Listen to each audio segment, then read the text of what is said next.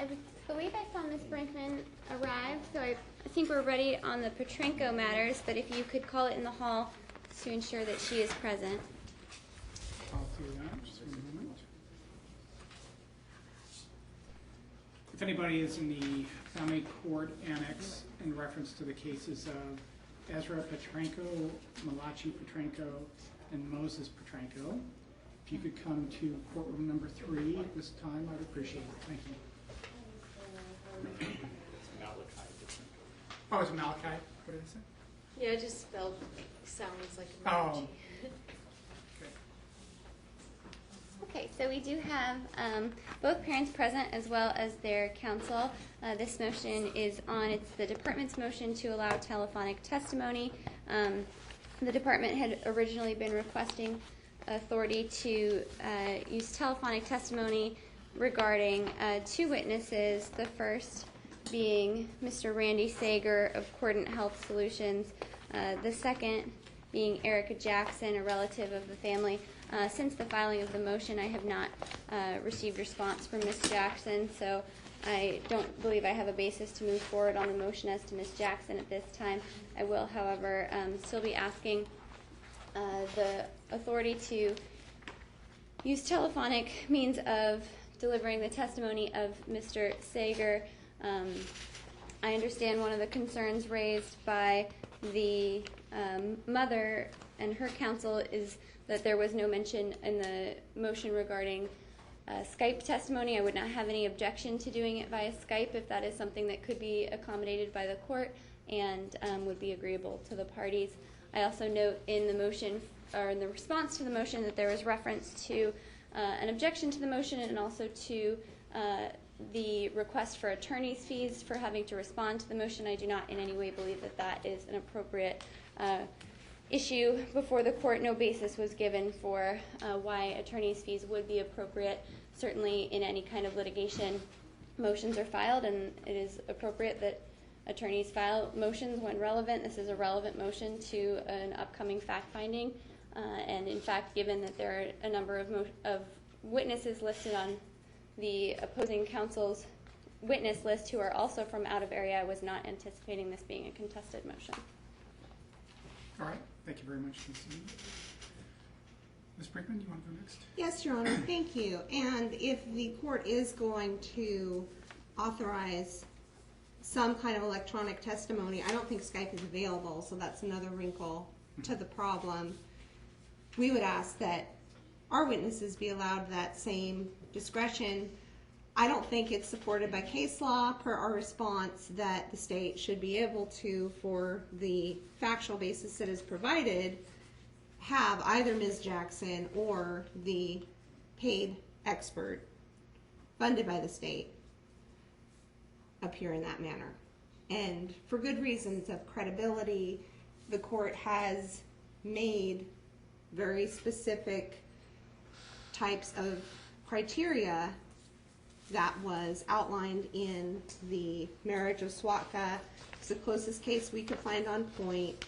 There hasn't been a lot of case law about this issue, but if an individual is held to these kind of standards, how can the state not be held to even higher standards? When you look at the resource disparity here, you know, I just don't think it's fair for the state to be calling in all kinds of witnesses the court hasn't even seen or been able to judge their credibility about. Sure. So if you have any further questions, Your Honor, we would be glad to answer those. Okay. Did you file a response to the state's motion? Yes, we did, and we should have delivered one to you, but I apologize if you did not receive it. I can hand you up a copy. Sure, that's fine. It's dealing with the Swatka decision and the civil rule that does put in place certain parameters for, you know, when it is going to be approved by the court that this is allowed. Okay. All right. Thank you. Any other argument on this matter? Well, there hasn't been a factual basis shown that this is even a financial burden, let alone meeting the burden in Swatka, where one party was all the way over in Spain. Right. So we're looking at a couple-hour drive by a state paid expert versus a party being in Spain. Your Honor's never met this person. It's not like having a party who would be at the court who you've interacted with, and I think the law does allow a certain discretion for parties that it doesn't for other witnesses. There's no mention of any difficulty for a child, which in SWATCA was really what the ruling rested on. There was actual life-threatening harm that might arise for a child having to come all the way from Spain. There is nothing like that here. So I think, we're just completely out of the ballpark with any kind of case law that would find this request reasonable, and we would ask the court to reject the motion, to deny the motion. We understand Ms. Jackson is not even being requested at this point, but for the state paid expert. All right. Thank you very much. Thank you, Your Honor. Ms. Whitten? Thank you, Your Honor. And I appreciate the state's counsel giving the update. The way I had analyzed it in the argument I'd make, really, Your Honor, it's a sort of a well-settled issue under CR 43A1 and SWACA as far as what the standards are for allowing telephonic testimony. And the way I've analyzed it is that Ms. Jackson, being a fact witness, and as correct me if I'm wrong, Ms. Yummy, but Mr.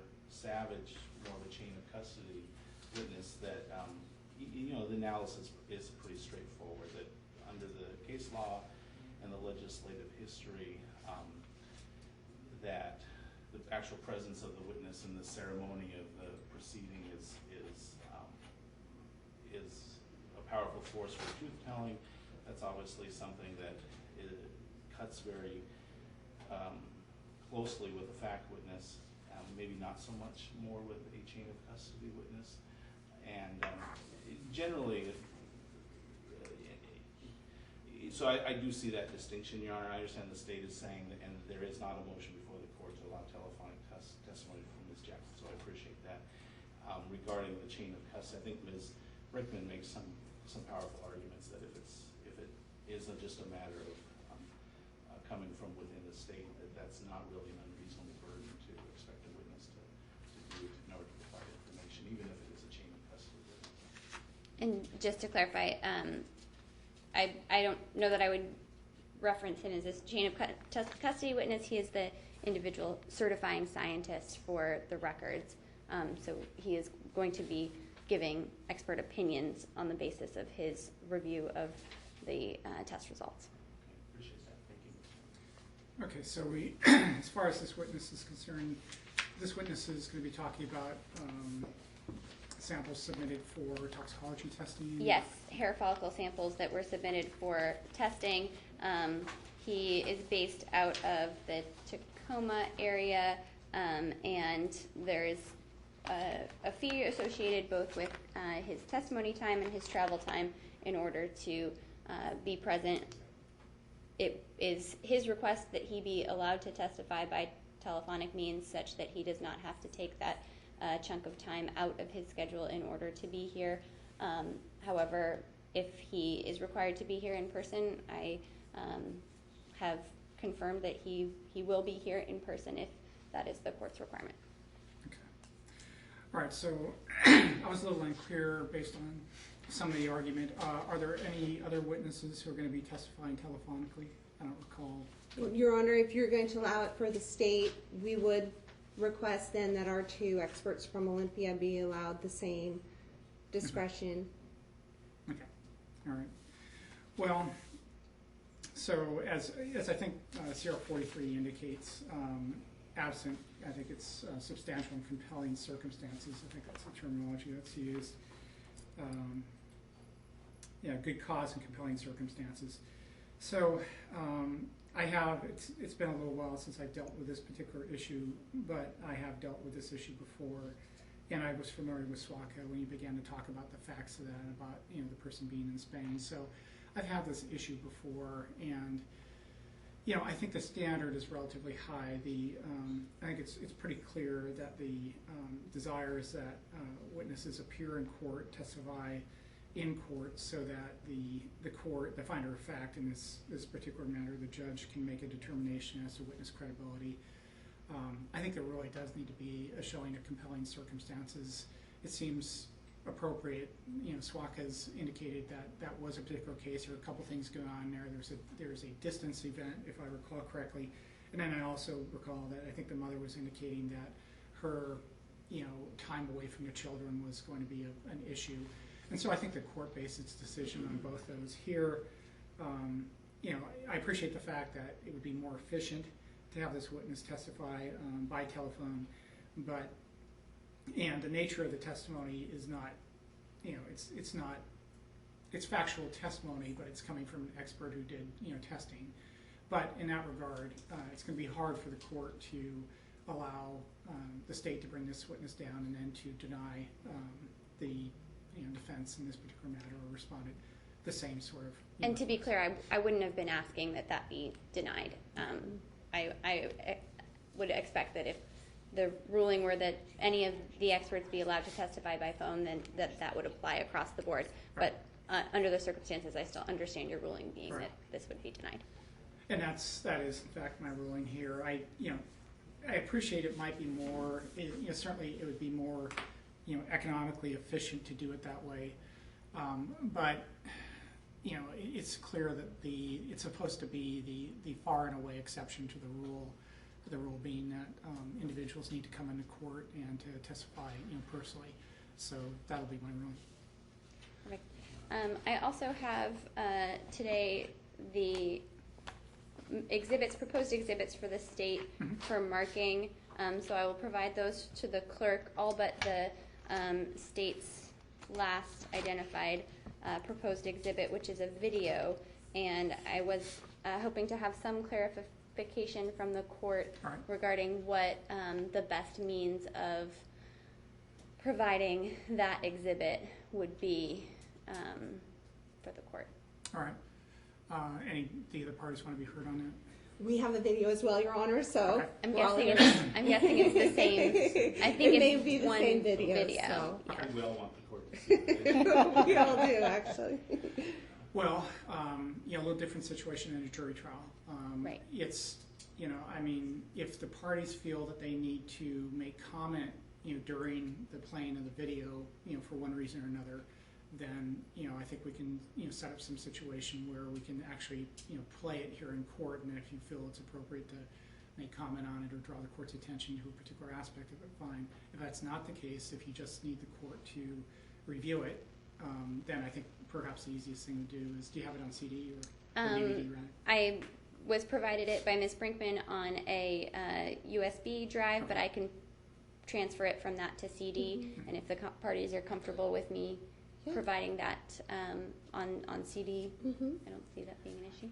That might be the easiest way. If then it could be submitted as an exhibit, and I would review it along with the other exhibits at the time I'm engaged in that fact finding. So. Great. I think that that is one issue, and then the final issue that we have for discussion today is we were initially scheduled to begin on Tuesday the 12th at 1:30. Right. My understanding is that some time has become available in the morning. I think all of the parties had some concern about whether we would be able to finish this in the 2 days that we had allotted. So I think there may be some interest in taking that earlier time opening. I leave it to the parties to discuss. I think it's worth having a case conference, perhaps after this, and Great. see about scheduling witnesses and send to the parties. We all have witnesses that are having issues. So sure. If we can schedule them, and I'm good, for what it's worth, I'm good for trying to use as much time as we have today. Because I do think we do have a pretty extensive witness list. So. All right. I'm having a hard time hearing Mr. Wooden. Everyone does. All right. Microphone went in the other direction. Sorry. Okay. Okay. All right. So, Mr. Wooden, you would like to meet with counsel for the other parties in this matter and see, okay. Well, as Ms. Yamin indicated, we now can start. I think we're scheduled to start at 1:30. The court is available to start this matter at 9. So if the parties are able to make use of that additional time and start at 9 o'clock, that may be in everybody's interest. But I appreciate this is kind of late notice for the parties, and I defer to the parties if you believe that you could start at 9 o'clock on Tuesday. That we could do that, but if not, then we'll. No, I think I think we I could. think we definitely Yes, can, Your Honor. absolutely. Figure out how we want to try to schedule all the witnesses that All we right, have, very good. so. And Your Honor, I would just ask, I'll have a few motions in limine. Could I present those at 9 since we'll have those extra moments Sure. that morning? Thank you. Right, that's certainly, Excellent, thank you. all right. Does the council have any exhibits to be marked? Ms. Yummy, she's got. Yes. Not from this, not for- We should have had them dropped off. I will have Michelle do it before end of today. Okay, have her drop them off at the clerk's office if you would. Who do you want to drop off with? Go ahead and drop them off. Okay, Erica, if you would please. Excellent. Erica at the clerk's office, yes, we will do that. And they're just separated by the green paper. All right, Ms. Yummy, any additional matters? I believe that is it. Okay. Ms. Brickman? No, Your Honor. Thank you, Your Honor. Mr. Wooden, do you have anything else? I don't think. Thank you very much. Thank you, Your Honor. Thank you. Kind of a good day.